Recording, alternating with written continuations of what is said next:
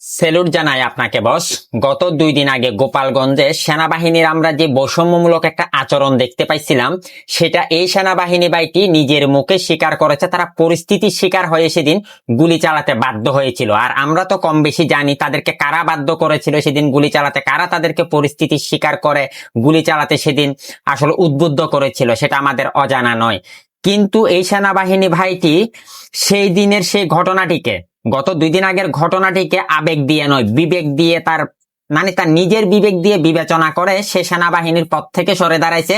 সে নিজের চাকরি থেকে রিজাইন দিয়ে সেনাবাহিনীর পোশাক তার সদর দপ্তরে জমা দিয়ে বাড়ির উদ্দেশ্যে রওনা হয়েছে। এই সেনাবাহিনী বাইতির জন্য তো একটা সেলুট অবশ্যই বানতে হয় বস। ওনার জন্য তো শুধু সেলুট না বস, আরো কিছু দেওয়ার থাকলে সেটাও দিয়ে দিতাম। পাশাপাশি যেই মা ওনাকে 10 মাস 10 দিন গর্ভে ধারণ করে এমন একজন সন্তানের জন্ম দিয়েছে, তার জন্য তো ভাই লক্ষ কোটি সালাম। উনি বিবেক দিয়ে জিনিসটাকে বিচার করেছে।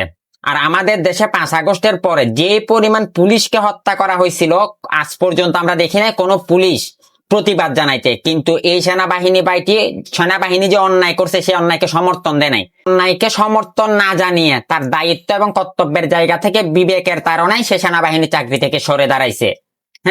একে তো লক্ষ লক্ষ সেলুট বস, লক্ষ লক্ষ সেলুট।